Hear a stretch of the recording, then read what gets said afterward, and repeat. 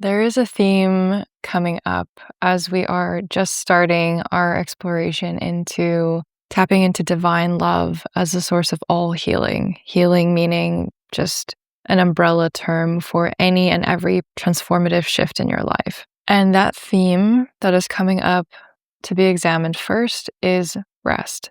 I mentioned last time, and I'm sure you already know, that the space between the intervals of doing the work, much like music, when you hit a note or strike a key on an instrument, it's the space that allows the resonance to create the music. It's the same with healing. When we put intention and effort into our healing, a lot of us are essentially working too hard. We're actually filling up the space that needs to be there for divine love to come in and do the real work. I've witnessed this again and again in the process of studying, practicing, and facilitating all different kinds of healing for myself and for others, whether it's physical, emotional, mental, energetic, or spiritual.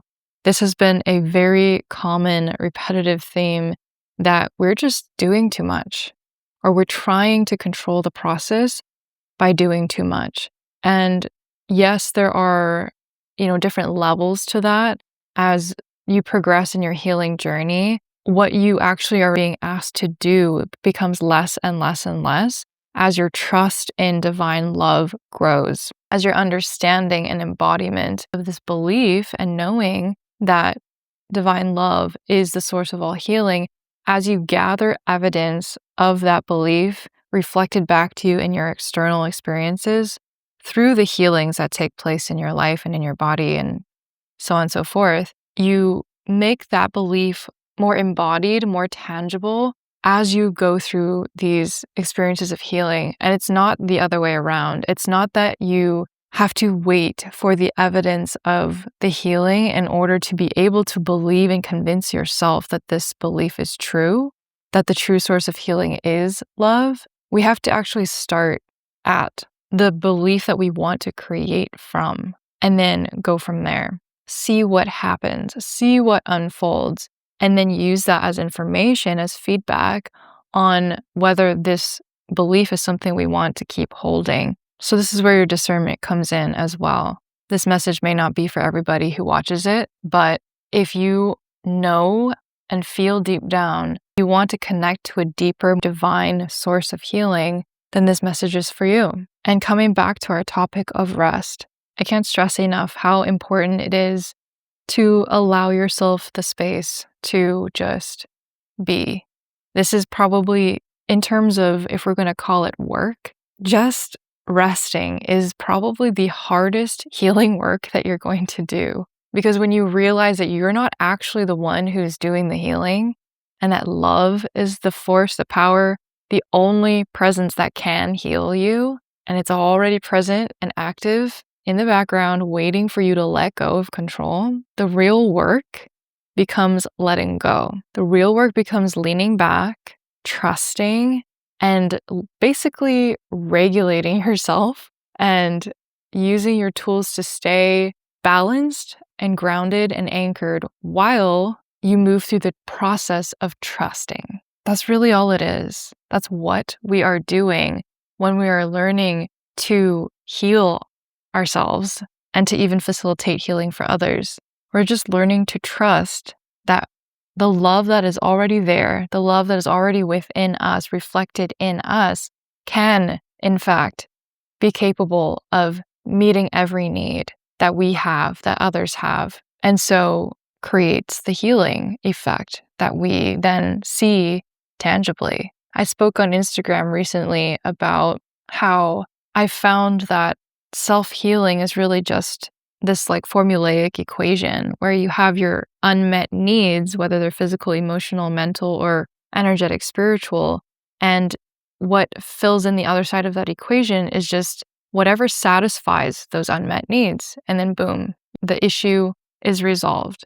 However, the thing that satisfies that unmet need is what shifts and changes over time as our perception and understanding of what is actually providing the needs i.e., the healing, changes. In the beginning, we start off with this understanding that we think we need to fill that void. We think we need to do the work and do the healing and the analysis and heal our childhood wounds and do all of these exercises and protocols and therapy, inner work and self-reflection, and the list goes on of all the things that we do in the beginning to get ourselves closer to having those needs met.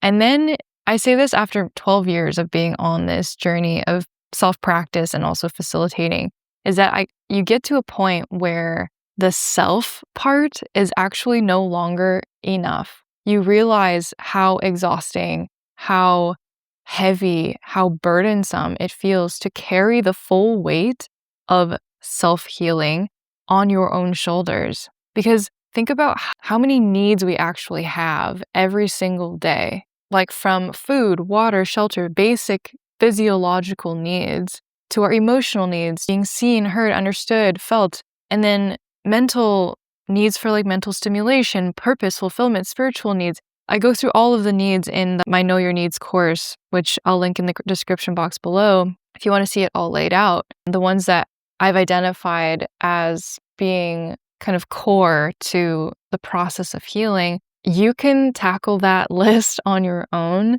for some time and get results doing it. But there will come a time for every self-healer who's dedicated to this path where you're going to be asked to come back to the true source of all healing. And guess what?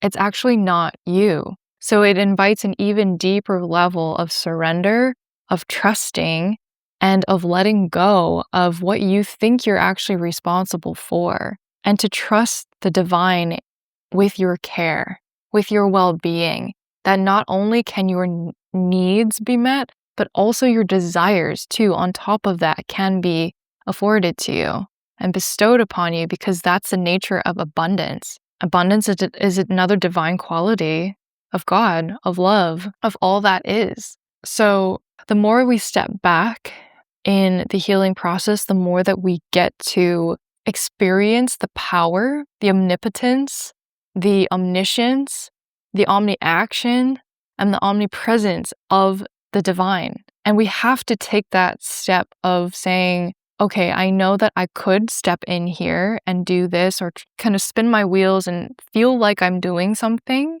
because that's what my ego wants and needs right now. Or I could acknowledge that, notice it, and just pause and tap into your intuition and ask, is this really what wants to happen right now? Does divine love actually need my assistance on this right now? And often the answer is no. Often, if you listen deeply enough, you will be actually told to rest. You'll be told to relax. You'll be told to trust that it's being handled. So yes, it's very important to have tools, to have motivation, the desire to want to progress in your healing journey. And when you hit that point in that healing journey where you realize it feels really depleting and exhausting to be holding this all on your own, that may be a very strong sign that it's time to surrender it. Surrender your healing to the divine. You've done enough, more than enough. Healing does not have to feel so hard. It only feels that way in the beginning when we're still learning that we can let go, that it's safe to trust and let go because the divine can do more than we ever could. And it's actually by letting go that we allow ourselves to have even better than we could have ever done for ourselves. Holding this balance of doing versus being in a healing process can really be a challenge. It is still an active practice, even for me, 12 years in. So I get it. It's easier said than done. And that's why this month inside of the monthly activation will be so powerful for anyone who is desiring some support with holding all the ups and downs of this healing journey, staying grounded and centered through all of that. And what also helps is having a sense of community. So with all of that said, I've designed this month's experience to really support your embodied understanding of divine love in action. I made a guided somatic practice that will help you access and tap into that embodied feeling of divine love and to help you soften and let go in your body around the intention that you want to heal in your life right now. So that's where we start. And then very soon I'll be releasing some self-reflective exercises and prompts. And this month's will be a little bit different too, because I'll share with you some exercises and tips for redirecting your focus when you get into that place of like feeling like you need to be doing something, that anxiousness, the restlessness, the frustration, because those inevitably come up during the healing process of any kind when you're waiting for your results to come. That is the most challenging part of the process. Staying patient and grounded and anchored in your knowing that healing is happening. Your ability to do that is what determines your healing outcome more so than anything else. So I'll be sharing my most tried and true tips and tricks for redirecting your focus away from gripping to just releasing and staying receptive. And then on top of that, the container itself is already designed for spaciousness, as in there's a lot less doing that happens in our container. It's kept intentionally simple to make sure that there is that space and those intervals between the aligned action steps to actually allow the healing ample time to unfold. I find that that's missing in a lot of spaces where they're just bombarding you with protocols and activity and even noise from the sort of like forced interactions. So our space is completely different in that we keep it just to what is needed and necessary, and then the rest just unfolds organically. Discussion is allowed to arise just naturally so that we're not stuffing the space full of what seems to be like doing, like spinning all of our wheels, which actually doesn't do anyone a real service because that takes away from the space and time and energy that really needs to be focused on resting and not doing. And again, the best way to learn is through experiencing. So joining this month's activation will give you the embodied experience of learning while you have the support to do that.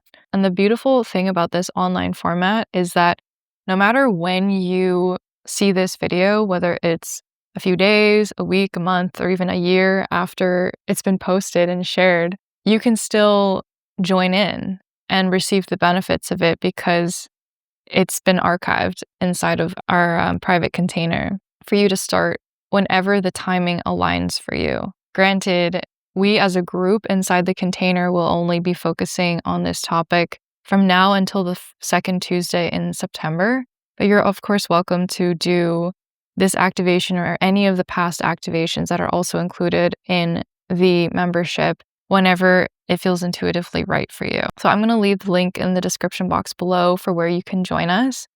And I'll continue to share the energetic trail map of where this energy is going on YouTube. And inside the monthly activation is where we'll really get to sit with it and deepen and integrate through the process of healing together with all the supportive structures and ample space for the healing to really unfold. I'll also be fully present inside of that space for any of your questions and comments, which I can't do so much on YouTube these days, but I do really appreciate you being here. Thank you for watching, and I hope that we'll be able to see you in the activation sometime soon. Mwah.